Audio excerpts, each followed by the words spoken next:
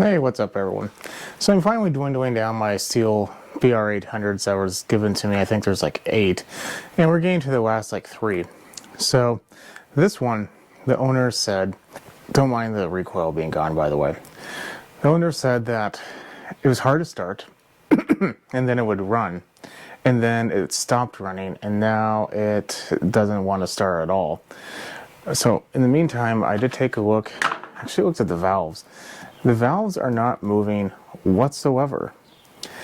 And that's a bad thing because the piston is. So that is telling me there could be something wrong with the crank, the cam potentially. The problem with that is the cam is on the inside of this white piece right here, or at least the access door, unless you want to completely remove the motor, in which case you don't have to worry about it.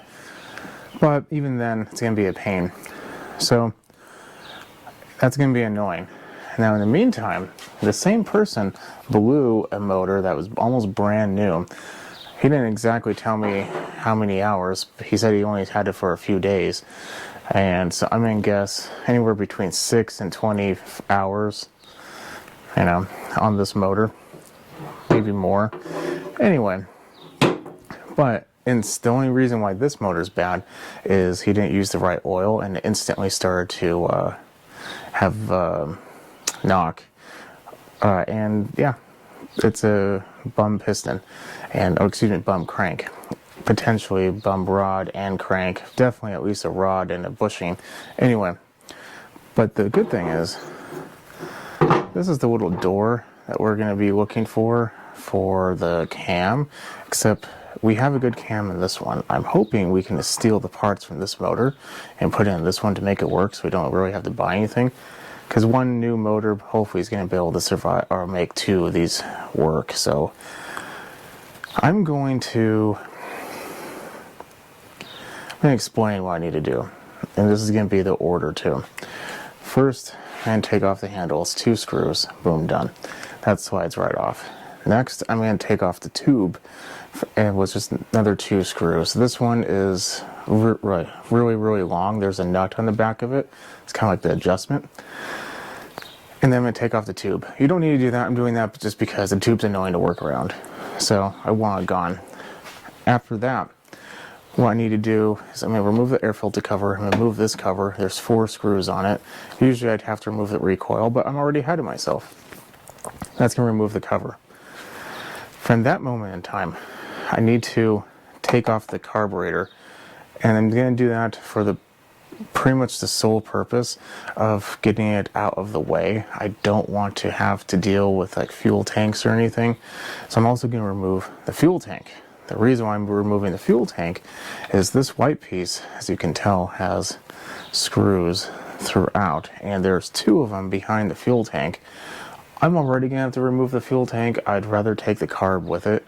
It's just going to be easier in my opinion. You don't need to do that. You could just remove the fuel lines, but it's just going to get fuel everywhere. So remove that, and then at that point, once we have all the screws for this white piece taken off, we can then remove the fan, and then once we remove the fan, then we can gain access to the door. Like I said, there's quite a bit of removing going on here. So to make it easier for both you and I'm going to just put you on a time lapse.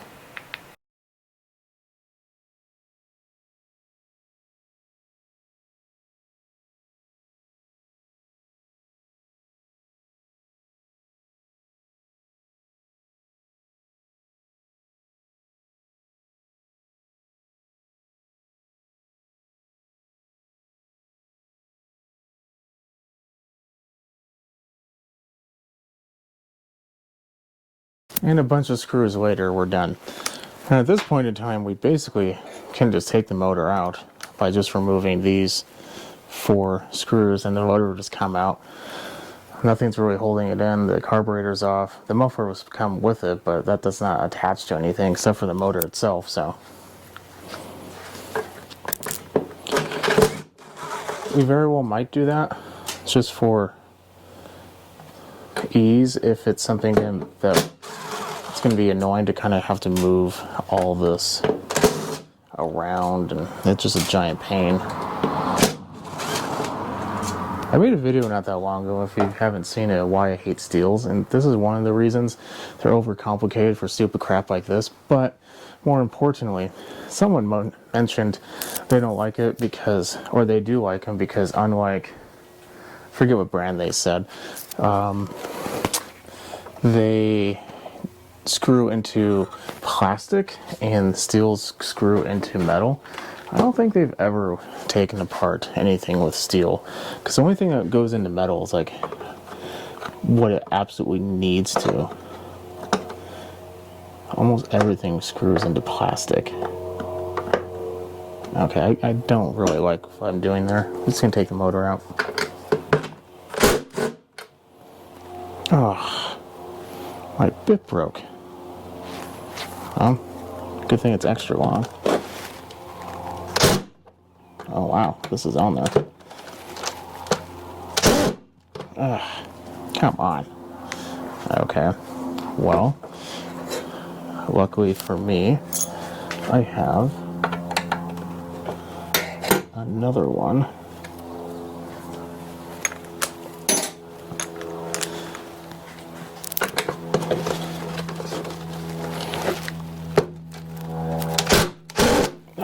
It's just stripping out. I don't want to strip it anymore. So we're gonna have to figure this out the non-annoying way. Well, are the other ones gonna come out? Other ones came out just fine. So far.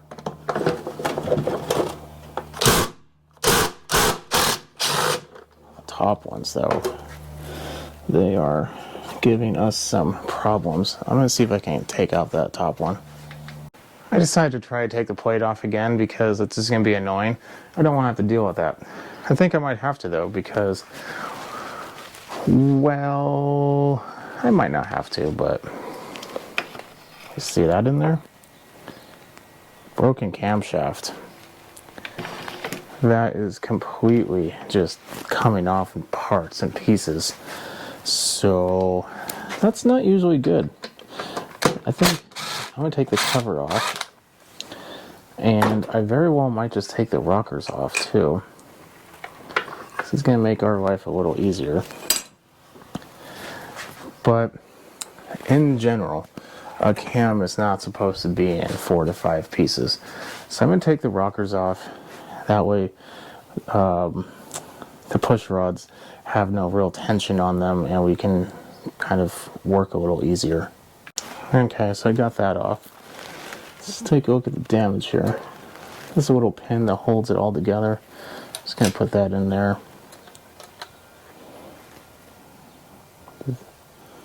These have little remnants of plastic. Generally not a healthy sign. This one also seems to be fine.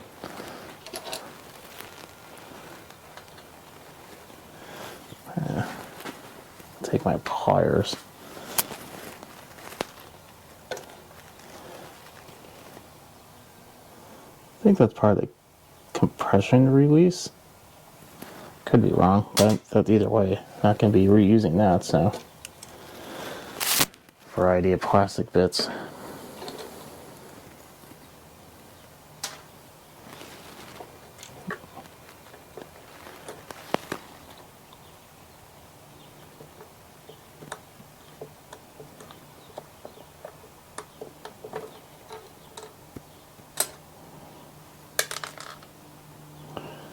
Yeah, that's not good.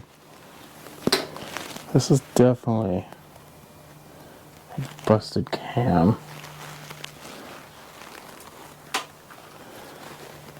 Hopefully it didn't ruin any of the housing around it or anything like that. But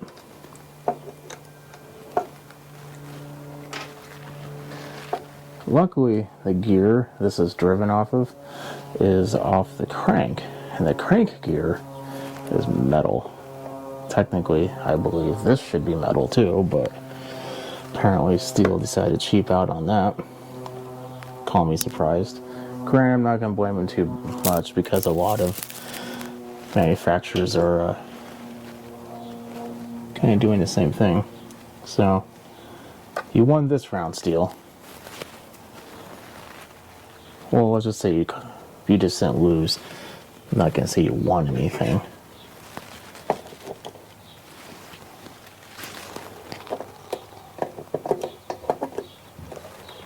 I don't know what these little metal pieces are. I think it's just part of the cam, like the back of it.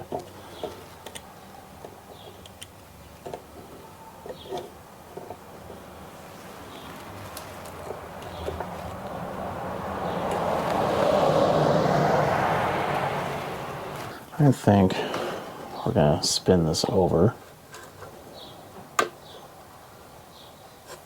Oh, there's a piece of cam right there.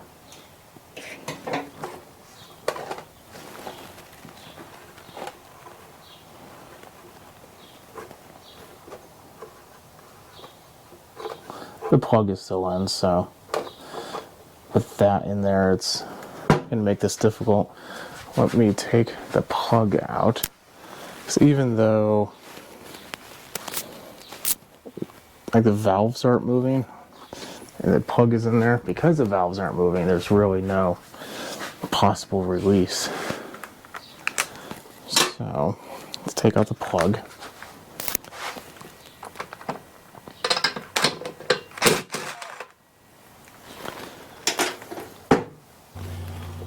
Well, the good thing is I don't really see any metal anywhere else. There's still a little bit of cam I need to clean up, but there might be a small piece on the bottom. I don't believe, I mean, there could be. At this point in time, though, I'm thinking I'm just going to clean it up as best as I can. Try to put the pieces back together as best as I can so I can see if there's anything missing. And if there is, we'll take it apart. If there's not, then we'll consider ourselves lucky. Two developments occurred while I was cleaning this. One, I put everything together, and so far, I can't really find anything that's missing. Everything seems to be good to go. The pieces of metal I found were just part of the cam and the compression release, so that's good. I want to take the bottom of the motor off. The problem is two things. One, the owner called me, asked me when I thought this was going to be ready, and I told him I want to do this. Here's the issue, though. I'm going to have to put silicone on this no matter what, but he needs to hear it pretty quickly, and I would have to deal with this screw, potentially. Yeah, probably. Anyway, I'd have to deal with that screw and take the motor off. At this point in time, he asked me if I could just have it done. I told him yes, he needs it. He's buying a new one anyway. He said this is just kind of enough to get him by for another day or two, and that's it. It's not my money, it's his. So I think what we're going to do is we're going to take a look at how difficult it is without taking that screw off. There's the push rod, the one I can't reach.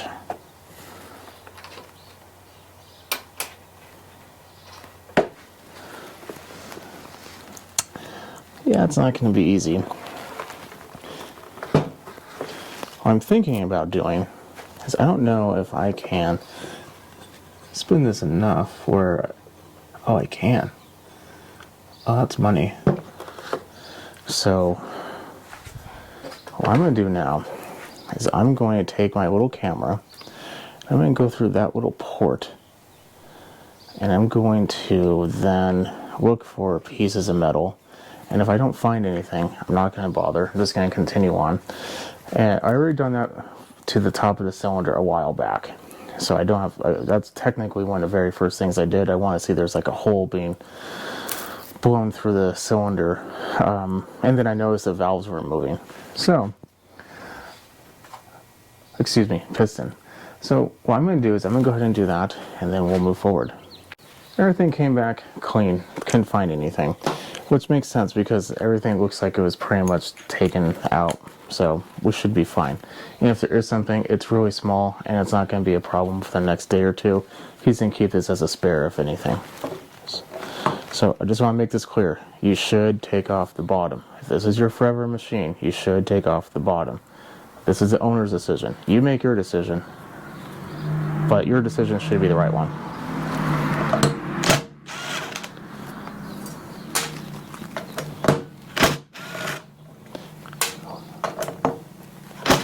The reason why needs it early is he works on Sundays, today's Saturday, and the place that he's going to buy his new Red Max, after I told him to buy a Red Max and not a Stihl, isn't open until Monday. But on Monday morning, there's a brand new Red Max with his name on it, actually waiting for him. So it's sad that he will not be providing me as many machines, but for the best, for him at least.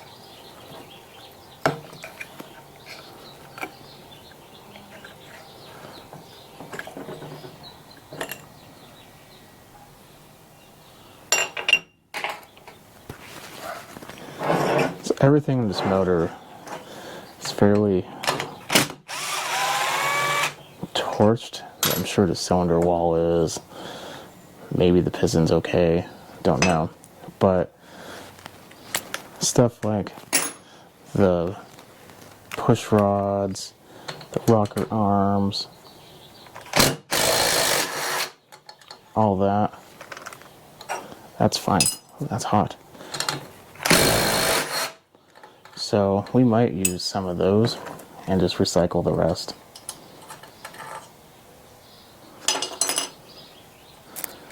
So I don't think, I looked at the push rods on the old one and they don't seem like they're bent, but look at these dinky little things. These the same length. Yeah, they look like it, just in case.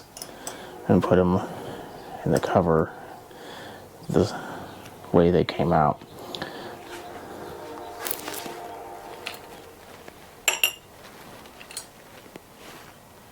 So we have to remember, the one on the bottom controls the exhaust. Don't want to get that mixed up.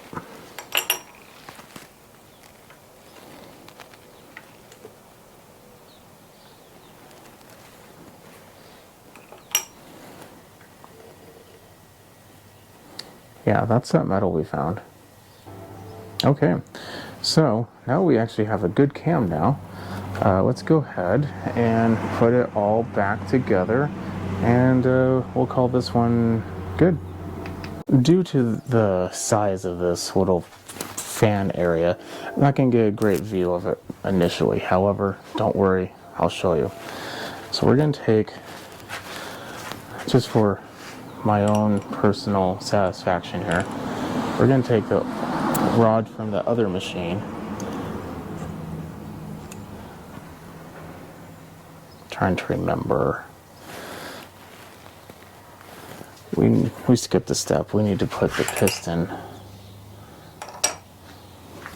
at the top, which I think it is, but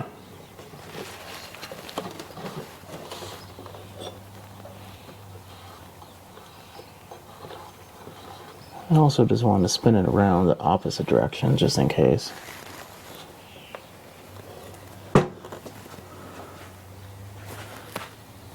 One second. Sorry, I was getting a phone call. Oddly enough, in our project, moving forward.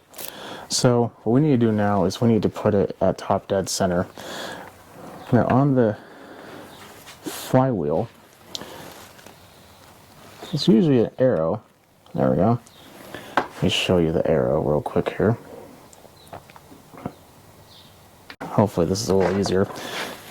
See the arrow I have facing, kind of facing up? It's a bad angle, I know, tripods suck, but I need to have that facing 100% straight. That's going to be our first step of timing this bad boy, because timing it is going to be a little bit of a pain. It's not horrible, but it's definitely not something I would recommend doing, on a day that you've been drinking. which happens to be not today for me, so it's okay.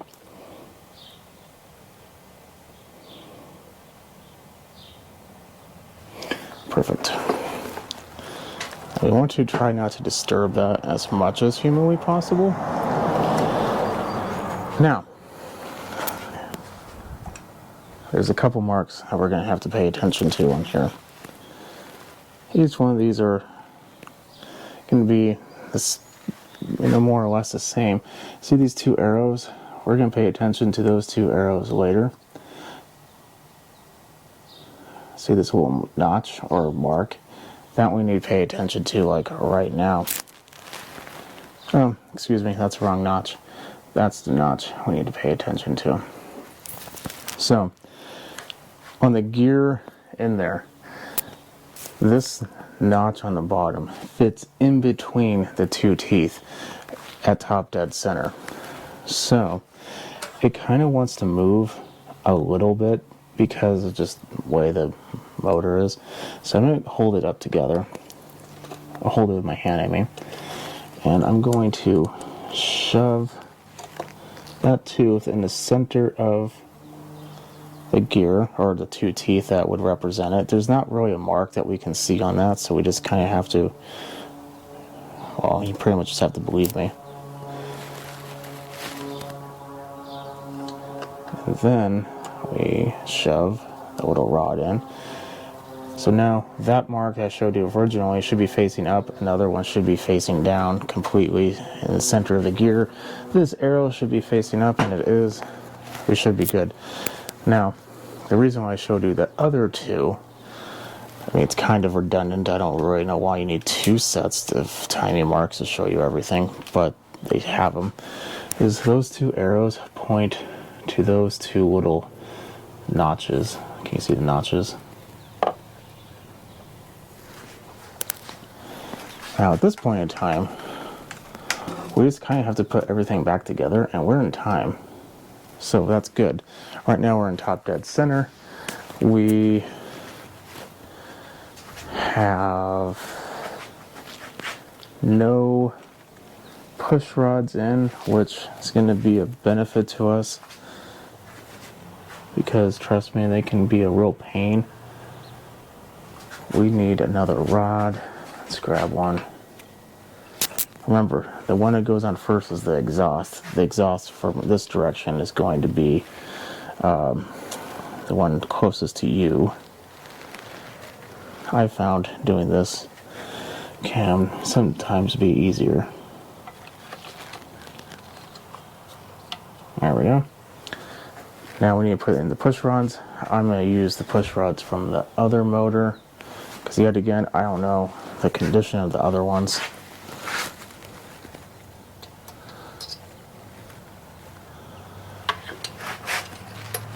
If I can find his little home. Now, let me show you where the push rods are going. See this little scoop? They go in there. That's important. We don't want to not put them in the scoop, because if we don't put them in the scoop, it's not going to run. So that generally is what we're looking for. Now we do this for the second one. And one would think it'd be easy enough to kind of shove it in the scoop. It should be. But sometimes it can be a little bit of a pain. I'm going to tip this up so we can work on the top end of... yeah, I'm going to tip it up so we can work on the top end. But in the meantime, before we do anything, I'm going to scrape off this old RTV and scrape off most of it I can on this. This actually, majority of it came off already, so I'm not too concerned over that. But a lot of it is on the cover, which for us is a good thing because it makes our life a lot easier. But I'm going to take like a, maybe like a, the name's escaping me, but it's not like the wire pads, but like, just like those pads that people use to clean like heavy duty stuff. I'll remember it later. I'm going to be using this red RTV gasket maker. It's good for stuff around oil, which this doesn't necessarily have like engine oil. It does have premix oil or 2-cycle oil, because that's how these things run. But it's important that it can stand up, and this is what Stihl would use. So I got it clean. I'm going to let it set up like per the instructions. I need to actually apply it though, and then we will put the top end together. I tried to keep everything nice and not jostled.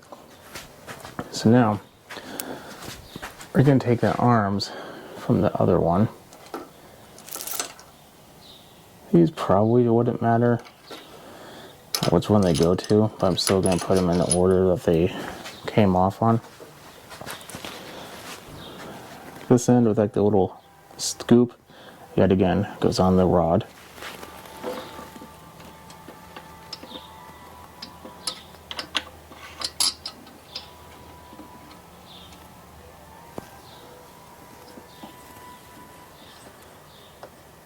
Okay, just want to make sure. Then goes this piece, that goes down, and we have the nut.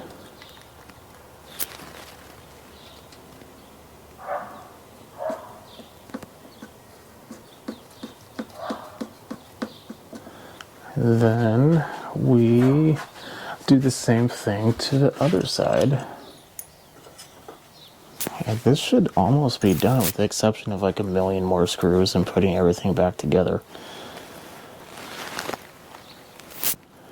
Which I apologize.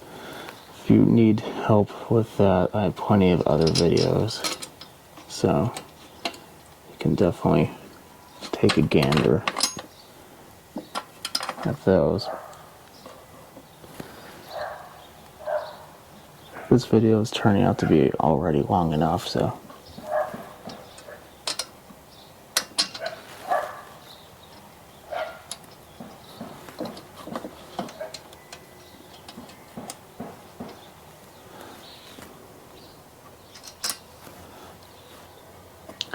Okay, so I'm going to set the gap on that 3/1000 of an inch, and then I'm gonna, once I do that, the silicone should be set, and then I'll bring you back and we'll install it. One thing to also mention is make sure that the end of the rocker is actually firmly implanted or firmly in place on the stem of the valve. You don't want to have it like off to the side like I originally had it. I just didn't put it on all the way before I screwed it down. Now that it's screwed down, everything is in its rightful position. Don't want to go through that hassle and then realize that you messed up. I just have to share this. I was lazy. I used the impact driver to drive these down because using a manual driver would just be a giant pain. I literally, with the impact driver, got this maybe a 1/16 of a turn too far out. But it feels pretty good just the way it is. So that's a good little bonus for today. Now that everything's pretty much set, I want to spin it over and just see if I need to readjust it.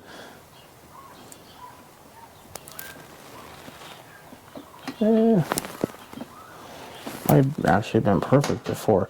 So it's just a good idea to do that whenever you're doing valves, to spin it over a few times just to let them seat, especially since we had the push rods out. So now that I've done that, I'm going to make my final adjustment. Got the valves done, which we'll have to redo anyway, because this cover is also kind of like a stability for the two rods. So either way, we're gonna have to redo them, but they're roughly where they need to be most likely. And then after that, it's just a whole lot of reassembly while I'm here. Let's just put these back in.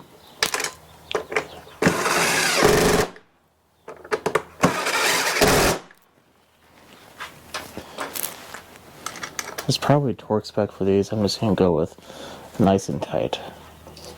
Not super tight, but nice and tight. The way this ends up working is if there's a vacuum leak or air leak with this cover, it can throw off the mix. So making it too tight can make it bow. You don't want it to bow. So just tight. You don't want to like crank down on it. Now that everything is done, I'm going to go ahead and put everything back together, recheck everything, and then I'll bring it back for the final test. Borrowed a recoil. Everything's all put together. Let's go ahead and give this a good prime or two. Turn on choke. Now I'm going to pull on it but slowly, because it shouldn't be a problem, but I want to make sure, you know?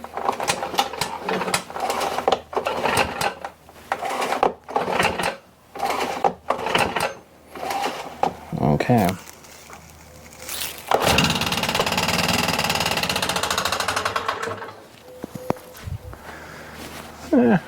We might need to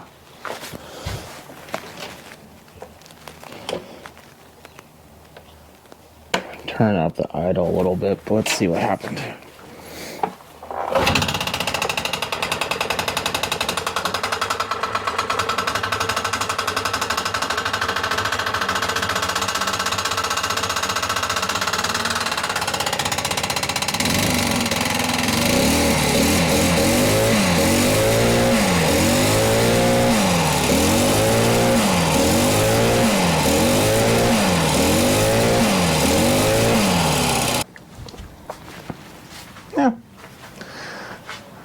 Sounds pretty good.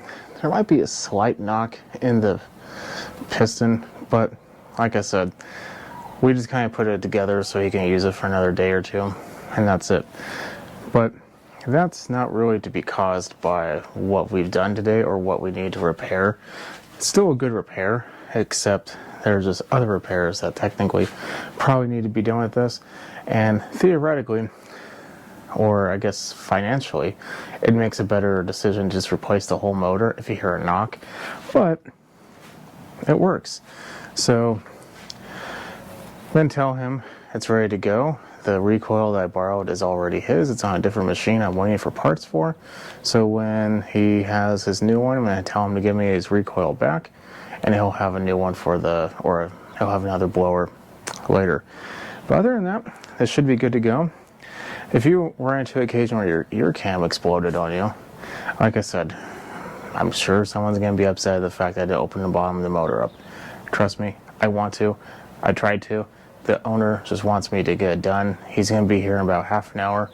He's going to use it for the night, toss it in the shed for the rest of its life until tomorrow or Monday, when he goes and buys this new one. He doesn't work Sundays. No one works Sundays.